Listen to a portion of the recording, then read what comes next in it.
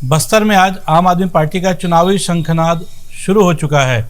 जी हां, जगदलपुर के लालबाग मैदान में लगभग 1 लाख की भीड़ के सामने दिल्ली के मुख्यमंत्री और आम आदमी पार्टी के संयोजक अरविंद केजरीवाल ने भारतीय जनता पार्टी और केंद्र सरकार को जमकर कोसा। जी नमस्कार दोस्तों, मैं हूं बीडी निजामी और आप देख रहे हैं अपना पसंदीदा YouTube channel news T20।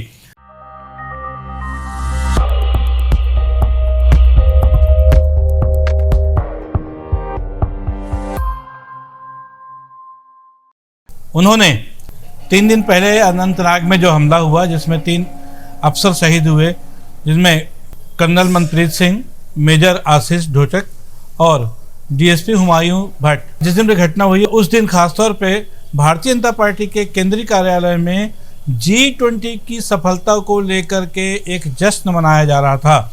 Arvind Kejriwal ने जगदलपुर की सभा में उस वाकये को बताते हुए भारतीय जनता पार्टी की सरकार को जमकर कोसा। उन्होंने कहा कि क्या ये जश्न मनाना जरूरी था कि जब देश में इतनी बड़ी घटना घट गई, 3 बड़े बड़े अफसर शहीद हो गए, उसके बावजूद भी भारतीय जनता पार्टी ने अपने G20 के सफलता के जश्न को रोकना मुनासिब नहीं समझा। भारतीय जनता पार्टी के लोगों पर तीखे प्रहार किए। खासतौर पर इंडिया शब्द का जो मामला चल रहा है आजकल, जिसमें इंडिया की जगह भारत को इस्तेमाल करने पर जिस तरह से केंद्र सरकार जोर दे रही है, उसमें भी उन्होंने केंद्र सरकार को जमकर लपेटा, जमकर कोसा और उन्होंने कहा कि ये देश की 140 करोड़ जनता की इंडिया है और इसको ऐसा इतना आसानी से बदला नहीं जा सकता। उन्होंने छत्तीसगढ़ की जनता से आह्वान किया कि वो एक बार आम आदमी पार्टी के सरकार को मौका दें। उन्होंने बताया कि हमने दिल्ली में 3 बार सरकार बनाई है और जो वादे हमने पूरे किए थे, खासतौर पर शिक्षा और स्वास्थ्य, वो आप सबके सामने हैं, जबकि हमारे यहाँ LG की समस्या चल रही है। उन्होंने कहा उसके बावजूद भी पंजाब के जो हमारी सरकार है, भगवंत मान जहाँ के मुख्यमंत्री हैं, उसका भी हवाला देते हुए कहा कि कर्मचारियों का चाहे नियमितीकरण का मामला हो, चाहे मुफ्त बिजली का मामला हो, चाहे मोहल्ला क्लिनिक का मामला हो, सारे रिजल्ट आपके सामने हैं। आप फ़ोन करके वहाँ रहने वाले लोगों से इस बारे में पूछ सकते हैं कि वहाँ की सरकार ने ये काम किया है या नहीं किया है। उन्होंने आह्वान करते हुए कहा, अगर हमारी सरकार छत्तीसगढ़ में बनती है तो 30 अक्टूबर तक के बिजली के बिल माफ़ कर दिए जाएंगे। उन्होंने एक घोषणा और की। उन्होंने कहा कि हमने पंजाब और दिल्ली में इस चीज़ को लागू करके रखा है कि यदि कोई अफसर, जवान या पुलिस का सिपाही अपने कर्तव्य को निभाते हुए मारा जाता है और शहीद हो जाता है, तो उसके परिवार को 1 करोड़ रुपए हम उसके घर पहुंचाते हैं। इसके भी बहुत सारे उदाहरण दिल्ली, पंजाब में आपको देखने को मिल जाएंगे।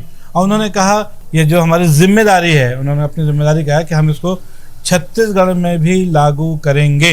बहरहाल लगभग 1 लाख की भीड़ के सामने अरविंद केजरीवाल ने जिस तरह से चुनावी शंखनाद किया आम आदमी पार्टी का, उसको देखते हुए लगता है कि वो आने वाले चुनाव में कहीं ना कहीं कांग्रेस और भारतीय जनता पार्टी दोनों के लिए भी मुसीबत का सबब बन सकता है।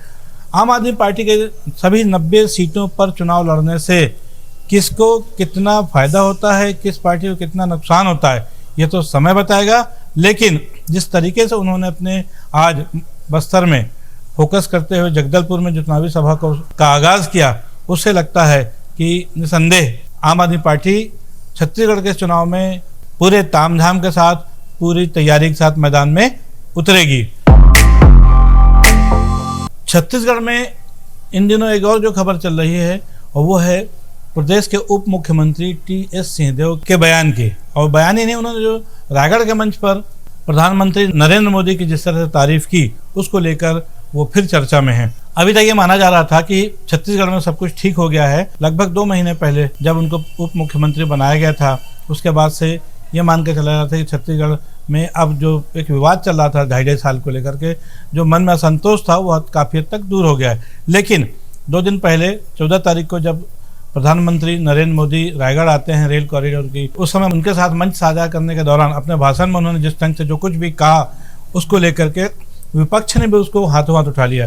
भारतीय जनता पार्टी के लोगों ने TS सिंहदेव के बयान को आधार मानते हुए ये कहा कि कांग्रेस पार्टी जिस ढंग से आरोप लगाती है केंद्र सरकार पर, वो सरासर गलत है। आज उप मुख्यमंत्री TS सिंहदेव के बयान से बात साबित हो गई है। यदि ध्यान दें हम, तो TS सिंहदेव ने क्या कहा, दरअसल में टी.एस. सिंहदेव ने जो 2-3 बातें कही उसको भारतीय जनता पार्टी के लोगों ने कैच कर लिया। वो 2-3 बातें ये है, उनमें से सबसे पहली बात ये कि उन्होंने कहा कि केंद्र के पास हम जब जब भी गए हैं तब तक हमने जो मांगा है हमको मिला है, और उन्होंने ये भी उम्मीद जताई कि भविष्य में भी मिलता रहेगा। और दूसरी एक महत्वपूर्ण बात उन्होंने ये कही, ये दरअसल में ये उनका जो इशारा था, जो उन्होंने बात कही थी वो सिकल सेल से संबंधित थी। चूंकि उप मुख्यमंत्री स्वास्थ्य मंत्री भी हैं टी.एस. सिंहदेव, और इसलिए सिकल सेल के मरीजों को लेकर के, उनकी जांच को लेकर, उनके इलाज को लेकर के जो पैसा खर्च होना है, जो पैसा ज़रूरत थी केंद्र सरकार से, और उसको उन्होंने जो फाइल भेजी है उस केंद्र सरकार ने उदारता दिखाते हुए वो जो पैसा स्वास्थ्य विभाग को दिया है उससे टी.एस. सिंहदेव संतुष्ट नजर आए। और उन्होंने अपने भाषण के दौरान उसी बात का उल्लेख किया कि हमने जब जब भी केंद्र सरकार से कुछ मांगा है तो हमको हमेशा मिला है। तो इस बात को भारतीय जनता पार्टी अपने नज़रिए से देखते हुए कि जब जब मांगा है, मतलब सिर्फ स्वास्थ्य विभाग नहीं, वो सभी चीज़ों को कह रही है। भारतीय जनता पार्टी के लोग ये कह रहे हैं कि मतलब सरकार ने जब भी मांगा है तब उनको सब मिला है, जबकि ऐसा नहीं है। वो पर्टिकुलर स्वास्थ्य विभाग की बात कर रहे हैं। लेकिन टी.एस. सिंहदेव का वो जो भाषण है निसंदेह, उसको लेकर के छत्तीसगढ़ कांग्रेस में भी एक बार फिर कहीं ना कहीं छोटी सी खलबली तो मची गई है, और कहीं ना कहीं ये सुगबुगाहट भी शुरू हो गई है कि क्या छत्तीसगढ़ कांग्रेस में वास्तव में सब कुछ ठीक ठाक चल रहा है। मतलब प्रदेश नेतृत्व को लेकर पिछले 4 सालों से चल रही उनकी जो थोड़ा बहुत जो मनमुटाव था, ऐसा लगता है कि उप मुख्यमंत्री बनाने के बाद ऐसा लग रहा था कि वो शांत हो गया है। लेकिन 14 तारीख को रायगढ़ में भाषण के बाद से एक बार फिर ये सवाल कहीं ना कहीं उठ रहा है, और ये भी देखना है कि 3 महीने बाद जब चुनाव होने वाले हैं तब तक ऐसी बहुत सारी परिस्थितियां आएंगी, उसमें और आगे क्या क्या होता है उस पर सबकी निगाह रहेगी। क्योंकि प्रधानमंत्री एक बड़ा पद उनका है कि हमारे प्रदेश में आए हैं तो उनका स्वागत करना लाजमी है। उन्होंने जो भी कहा वो ये कहा जाए कि एक जो सौहार्दपूर्ण वातावरण आयोजकों का होता है, मतलब मेजबानों का होता है, उसको मैंने निभाने की कोशिश की है। टी.एस. सिंहदेव के इस बयान को लेकर भारतीय जनता पार्टी कैसे उसको और इनकेस करने के लिए राजनीतिक दृष्टिकोण से उपयोग करती है, ये आने वाले समय में देखने वाली बात होगी। आज के लिए बस इतना ही। कल फिर मिलेंगे किसी नई खबर के साथ, किसी नए विश्लेषण के साथ। तब तक के लिए दीजिए इजाजत। जय हिंद, जय भारत, जय छत्तीसगढ़।